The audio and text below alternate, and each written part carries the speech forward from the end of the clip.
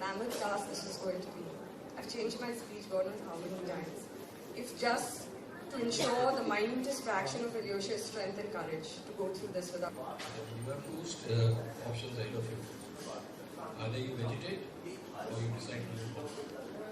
And I would say that me and my wife took the latter option. And we decided that we'll turn this tragedy into an opportunity of projecting this wonderful boy. Who lived a very short life, but lived it fully and very intended. He in many ways reflects the qualities which Alyosha had. The fighter he is, and changing the way the general treats him.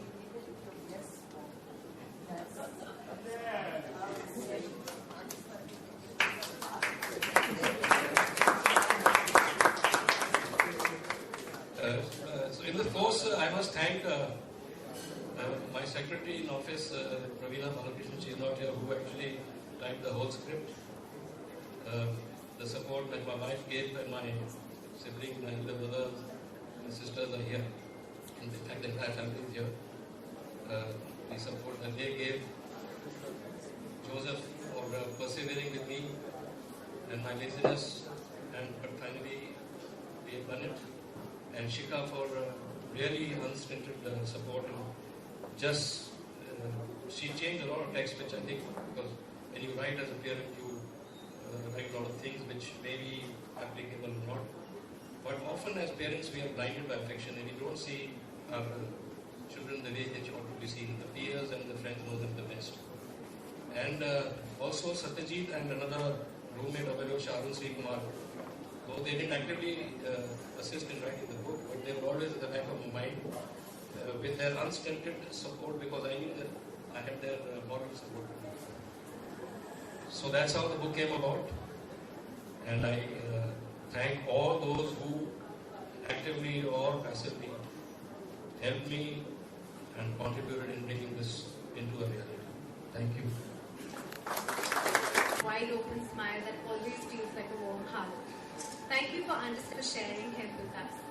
He is perhaps the most special person that I have ever met and ever will meet. I knew him first as the person that introduced us, but slowly we built our own equation, talking about everything: books, relationship, faith, the book, the sacred and the profane, his philosophy and feeling. I reread a few of his emails from 2004 and 2006, and they often made me teary at his wisdom, but they always made me laugh, and I really wish that I had. We both shared a love for Delhi, which he called his winter town. I remember walking with him once. They were sweet and precious moments, innocent and tender, and even sweeter in retrospect. I also loved how Alyosha used language. He was fun. And he says that please a copy of the book for me too. Thank you. For the years we were in college together, and he was my roommate for 4.5, 5 years of that time. And he had a deep impact on my life. His passing had a dramatic and deep impact on my life. And it took me a long time to deal with it in its course, and I remember speaking with Sir Nam a great deal those years. So I can imagine where this book is coming from, and a lot of the stories I've just been looking through it now and are familiar to me. But I think of Alyosha now also, even now I think of him often. Over time, I guess what you remember is less clear, in terms of chronological concept of events or things. But you kind of remember, I think, maybe a spirit of a person or what you could sense from someone. And I remember Alyosha being just a very passionate and certain spirit.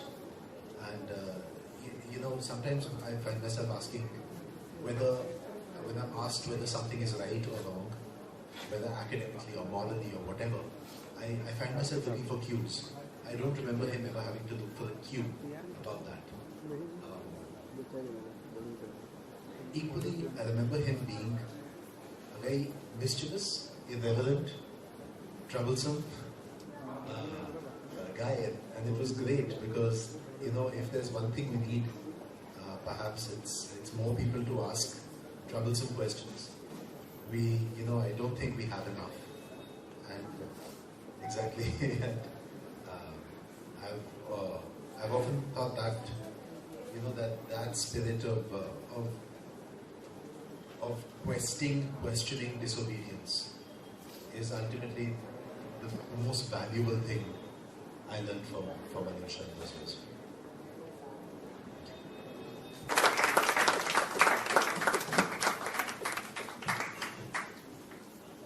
Mobile sir फटाफट बोलिए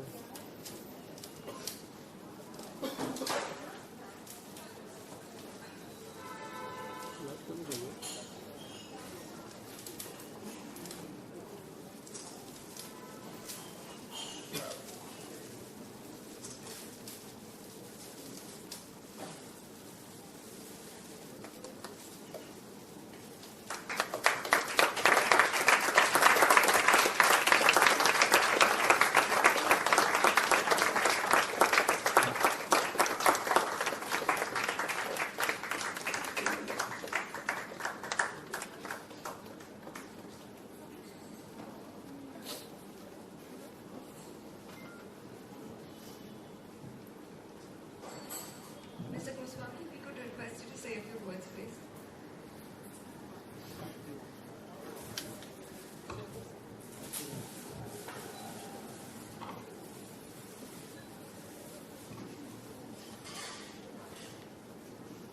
Commodore Arun Kumar and Ms. Deepa Kumar, Satyajit, everyone here, Prabhaji, and a lot of people who I know, a lot of people I'm meeting for the first time. I'm completely overwhelmed by this occasion. I never met your son, and that is my greatest regret.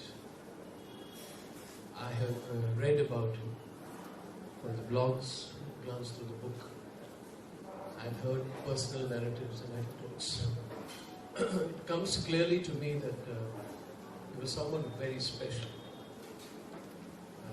When I entered, I read the will that he wrote at the age of 9. To have empathy and a sense of giving so great at the age of 9 is only something that can come to a very special and a very evolved human being. What also comes to me clearly when I listened about him is that he wore his greatness very lightly on his shoulders. And as I heard the narratives of his friends talking about his impish cheerfulness, somehow you connect the dots. You find that people who are genuinely deep and knowledgeable are also the most simple, affectionate and cheerful.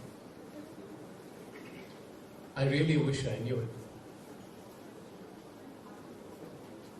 because there's so much to learn. I am also taken aback and overwhelmed at what Deepa said to me when I entered. We all seek in life some higher meaning to our work and our life.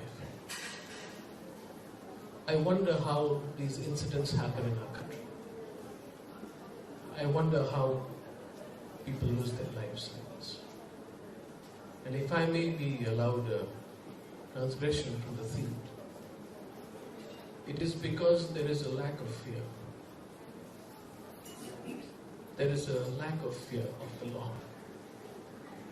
And there is a feeling that you can get away with things. I don't believe in this whole business of seeking revenge. And I'm sure with the grace that I see of parents in the family, neither do you. But I have asked myself in my profession the whys and wherefores of why so much injustice happens and why we have to bear it with so much fortitude. Fortitude comes naturally to those who are brave. And so, when you speak about the Brave New World Foundation, I know the spirit with which you are naming it the Brave New World Foundation. You are showing fortitude.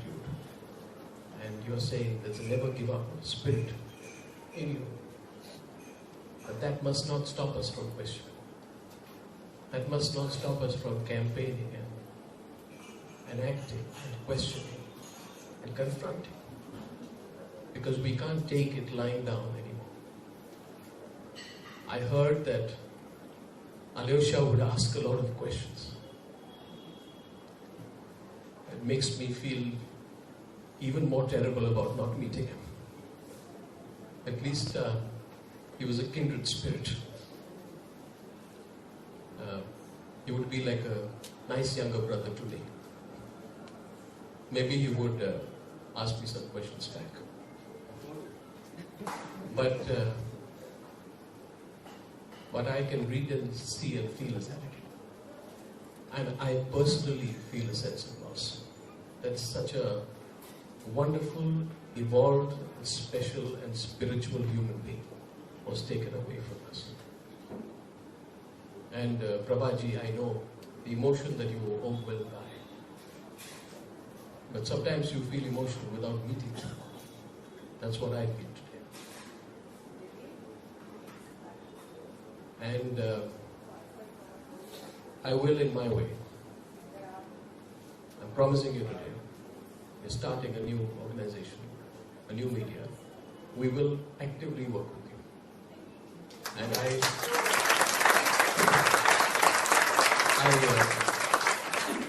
don't make false promises. When I go back, I will institutionalize this. So while we fight for what is wrong, we also will work to repair the injustice that has been done to this wonderful family. But most importantly today, I'm taken aback with the love I'm receiving. I don't know why Arun and Deepa called me. What you in 12 years I have lived in a studio. In the last 3 months I started going out. And I know that people hug you and hold your hand. They say nice things, but what Deepa has said to me today gives me hope and confidence. I will, in my way, work with you, and I will read this book, cover to cover.